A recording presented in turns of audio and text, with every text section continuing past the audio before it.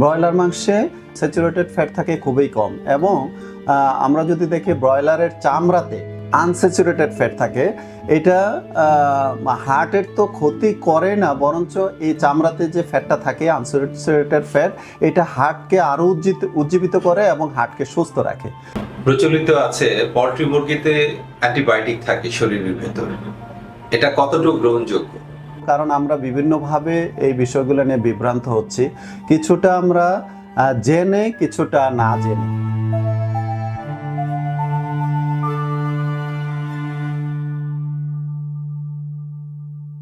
আমরা যতই প্রোটিন গ্রহণ করি অথবা যতই সুষম খাদ্য গ্রহণ করি, যদি পশু সম্পদ যদি সুস্থ না হয় তাহলে মানব দেহ কোনোভাবেই সুস্থ থাকার কথা নয়। এই বিষয়টিকে সামনে রেখে আজ আমরা একজন পশু চিকিৎসকের সাথে আলোচনা করব। আমাদের সাথে আছেন doctor Mohammad Mizanur Rahman, doctor of veterinary medicine. তিনি পশু সম্পদের সাথে মানব সম্পদের যে স্বাস্থ্যগত সম্পর্ক এই বিষয়ে আমাদের সাথে আজ আলোচনা করবেন। অবশ্যই আমি একজন ভেটেরিনারিয়ান হিসাবে মনে করি যে সুস্থ প্রাণী সম্পদ মানব সমাজের জন্য অত্যন্ত গুরুত্বপূর্ণ। কারণ আজকের যে অবস্থান, অর্থাৎ তার শারীরিক বিকাশ, মানসিক বিকাশ এবং তার রিপ্রোডাক্টিভ হেলথের জন্য অত্যন্ত গুরুত্বপূর্ণ। আমরা যদি সরাসরি দেখি, শিশুকাল থেকে সে দুগ্ধ পান করে। এখন এই দুগ্ধটা যদি একটা সুস্থ পানি থেকে আসে তাহলে সেটা সুষম দুগ্ধ হবে। আমরা যদি দেখি সে মাংস খেয়ে বড় হয়, সে মাংসটা যদি একটা সুস্থ প্রাণী সম্পদ থেকে আসে তাহলে সে সঠিকভাবে বেড়ে উঠবে এবং সুন্দরভাবে তার মানসিক বিকাশ ঘটবে। আমরা যদি দেখি যে তার একটা ডিম, প্রতিদিন একটা ডিম খেয়ে তার সে পরিপূর্ণ পুষ্টি পায়, আমরা বলি যে ডিমকে সুপারফুড হিসাবে আখ্যায়িত করি। সেটাও যদি একটা সুস্থ মুরগি থেকে সেই ডিমটা যদি আসে তাহলে যে সুস্থ থাকবে। অন্যভাবে যদি আমরা বলি যে একটা আর্থসামাজিক অবস্থায় যে একটা এলাকার মানুষের অবস্থান যদি দেখি, ওই এলাকার আসলে প্রাণী সম্পদের অবস্থা দেখলে আমরা বুঝতে পাই। সেটা কিভাবে দেখতে পাই? আসলে প্রাণী সম্পদের উপর ডাইরেক্টলি মানুষ নির্ভরশীল হচ্ছে আর্থসামাজিক অবস্থার। ইকোনমিটা নির্ভর করে অনেকাংশেই কোনো না কোনোভাবে এই প্রাণী সম্পদের উপর ডিপেন্ড করে, সে তার আর্থসামাজিক অবস্থা নির্ভর করে। ব্রয়লার মুরগি খেলে স্ট্রোকের ঝুঁকি বাড়ে, কোলেস্টেরল বাড়ে, হার্টের রোগ হয়, একটা প্রচলিত ধারণা মানুষের মধ্যে আছে। আমরা অনলাইনেও দেখি অনেকেই প্রচার করে। বিষয়টা কতটুকু সত্য?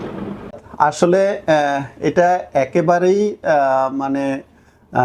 সত্য নয় আমি বলবো, কারণ আমরা বিভিন্নভাবে এই বিষয়গুলো নিয়ে বিভ্রান্ত হচ্ছি, কিছুটা আমরা জেনে কিছুটা না জেনে।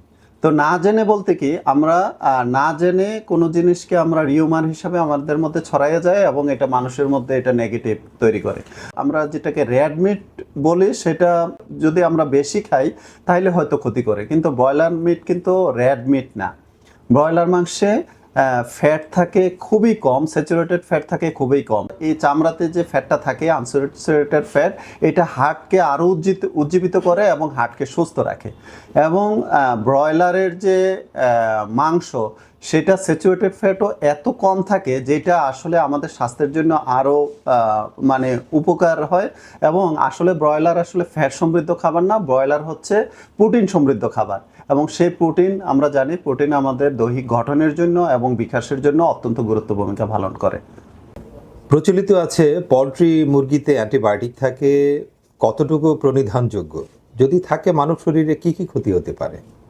হ্যাঁ, ধন্যবাদ। আসলে অ্যান্টিবায়োটিক তার মুরগিতে ব্যবহার হয় এবং অ্যান্টিবায়োটিক ব্যবহার হচ্ছে মুরগির তার প্রয়োজনে। বিশেষ করে কোনো যদি ডিজিজে আক্রান্ত হয় সেই ক্ষেত্রে তার প্রয়োজন অনুযায়ী অ্যান্টিবায়োটিক ব্যবহৃত হয়। এখন আসছি যে অ্যান্টিবায়োটিক আসলে ব্যবহার করলে কি ক্ষতি হতে পারে। কিছু অ্যান্টিবায়োটিক্স বাজারে আসতেছে যেগুলো শুধুমাত্র অ্যানিমেলেই ব্যবহৃত হবে, যে অ্যান্টিবায়োটিক্সগুলো আসলে মানুষে ব্যবহার হবে না।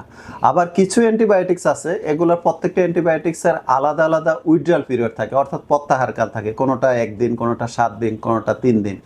সেই ক্ষেত্রে অ্যাজ এ ভেটেরিনারিয়ান হিসাবে আমরা সাজেস্ট করি তখন যে এই মুরগিটা যদি এই অ্যান্টিবায়োটিক্সটার প্রয়োজন হয়, তাহলে আমি জেনে শুনে প্রেসক্রাইব করি যে এটা হচ্ছে 3 দিন পরে বিক্রি করার জন্য।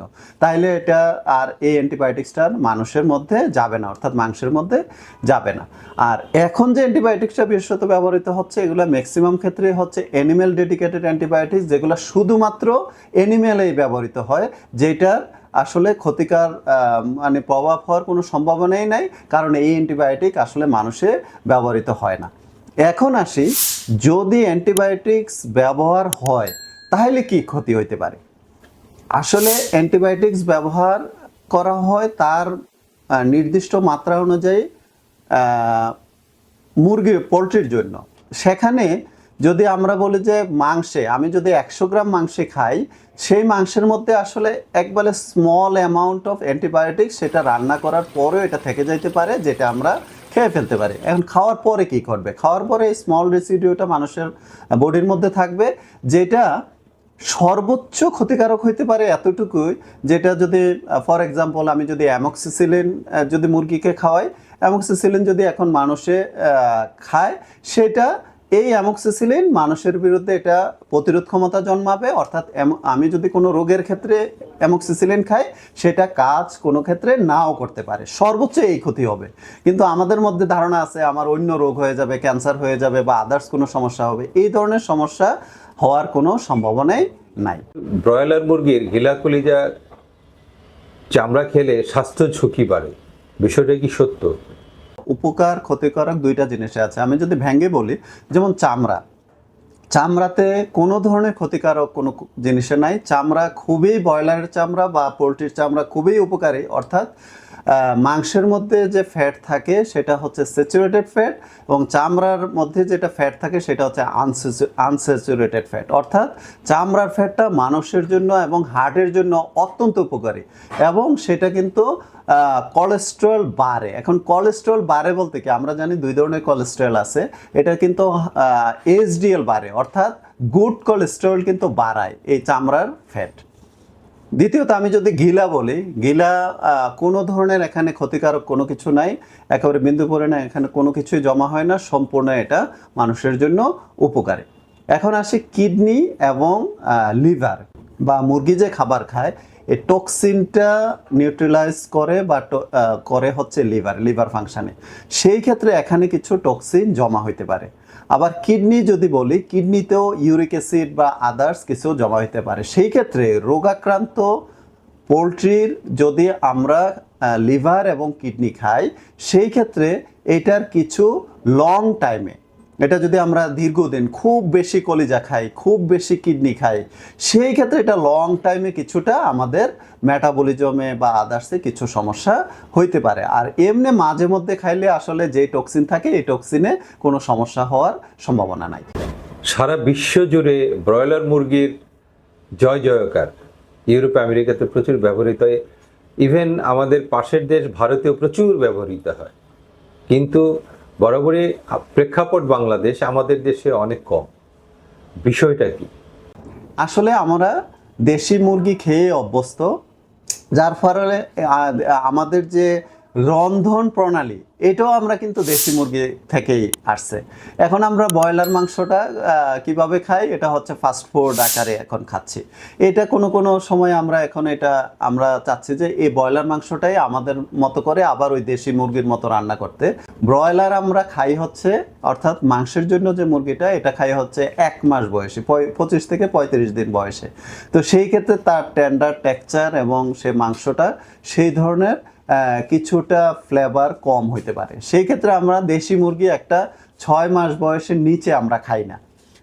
তো এই যদি আমরা বয়সেরও একটা কম্পেয়ার করি, সেই ক্ষেত্রে আমরা কোনো ক্ষেত্রে আমরা দেখি যে আমাদের একটা হচ্ছে রন্ধন প্রণালী, আরেকটা হচ্ছে বয়সের কারণেও আমরা সঠিক আসলে স্বাদটা পাই না, যেটা আমরা দেশি মুরগি থেকে পাই।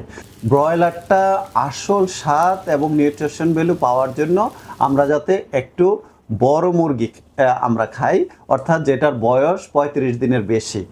পোলট্রি মুরগি, পাকিস্তানি মুরগি, সোনালী মুরগি, এগুলোর মধ্যে গুণগত পার্থক্য কি? খাবারের টেস্টটা ডিপেন্ড করে হচ্ছে মুরগিকে আমি কি খাওয়াচ্ছি। সেই ক্ষেত্রে আমরা যখন ফার্মিং করি সেগুলো হচ্ছে আমরা তাকে বাধ্য করি যে একই রকম খাবার খাওয়াইতে। আর যখন সে প্যাস্চারে নিজের ইচ্ছা মতো সে চলে তখন সে চয়েস করে, সে পোকা খায়, পোকামাকড় খাচ্ছে, সে কোনো কিছু একটা তার যেটা প্রয়োজন অ্যামাইনো অ্যাসিড যেখানে আছে এরকম জিনিস সে খাচ্ছে। যার ফলে কিছুটা এখানে স্বাদে তারতম্য হচ্ছে। মূল বেস যদি আমরা প্রোটিন বলি, সেই প্রোটিনের পরিমাণ কিন্তু ব্রয়লারে অনেক বেশি, সাধারণত দেশি এবং সোনালী মুরগির চেয়ে। ব্রয়লারে একটু ফ্যাট বেশি থাকে আর সোনালিতে একটু ফ্যাট কম থাকে।